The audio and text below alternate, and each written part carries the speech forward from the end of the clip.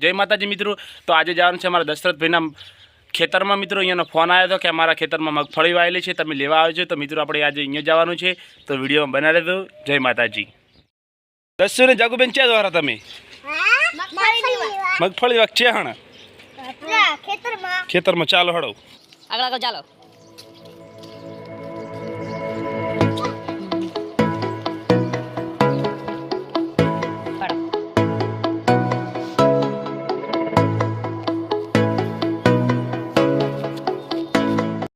તો જય માતાજી મિત્રો। તો અમે આવી ગયા છે દશરથભાઈના ખેતરમાં અને અહીંયાની તમે મગફળી જોઈ શકો છો અને દશરથભાઈ આવી રહ્યા છે, તમે જોઈ શકો છો।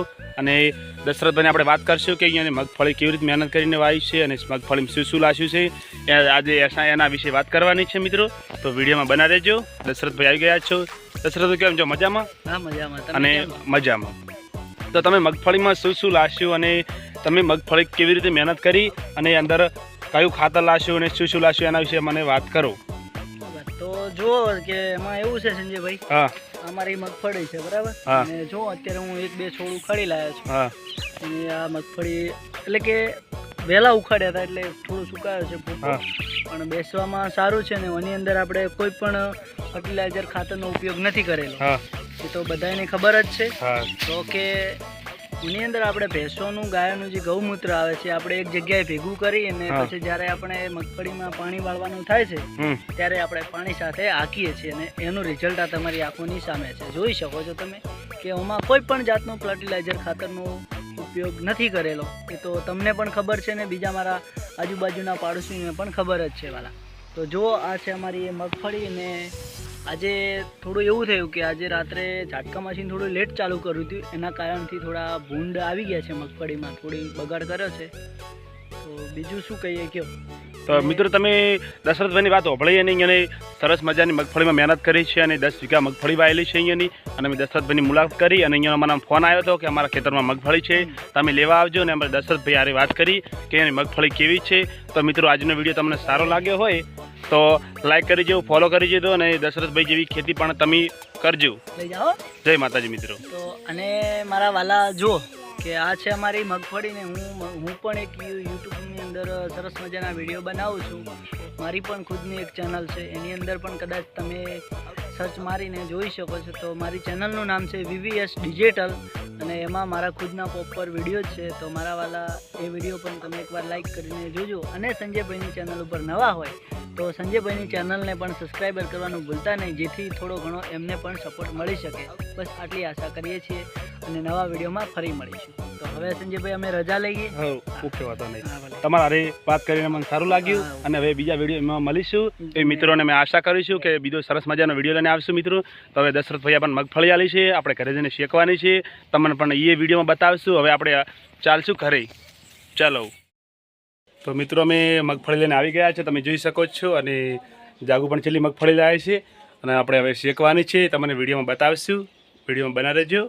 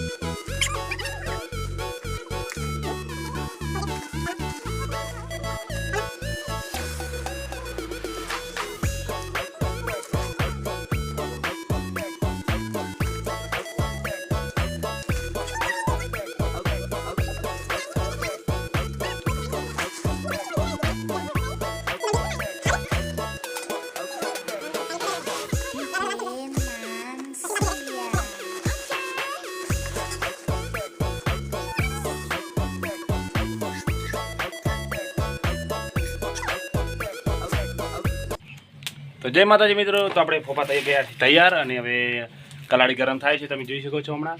અને પોણી 2 ફોફા ખાવા તૈયાર બેઠી છે, આપણને ખાવાના છે. અને તમે જોઈ શકો છો કેટલા બધા ફોફા છે, હવે શેકવાના છે.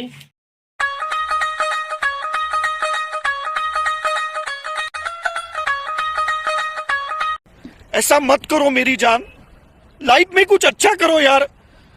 ये मित्रों अभी आई जैसे खेत में मगफली लेवा હવે અભી શેક કરો છો. લાઈક કરજો, ચેનલ સબસ્ક્રાઇબ કરજો, જ્યાદા વિડિયો જોવો હોય સબસ્ક્રાઇબ કરજો. તો મિત્રો અમારે પોણી જેવું બોલે છે અને ફોફા અમે શેકવાનું ચાલુ છે અને ગરમી જોરદાર પડે છે, પણ ફોફા તો ખાવા એટલે ખાવા. તમે જોઈ શકો છો પરસો વળી ગયો છે અને ગરમી તો જોરદાર પડે છે. અને અમારા પોણી શેકે છે અને જાગુ પાછળ બેઠા છે, ફોફા શેકવાનું ચાલુ છે. તો જય માતાજી મિત્રો, ફાઇનલી ફોફા તૈયાર થઈ ગયા છે અને બીજો કોણ સડે હરો. અને હવે આપણે ફોફા ખાશે અને અમારે પોણી ખાવા બેઠી છે. અહીંયા પૂછે કે ફોફા કેવા મેઠા લાગે છે.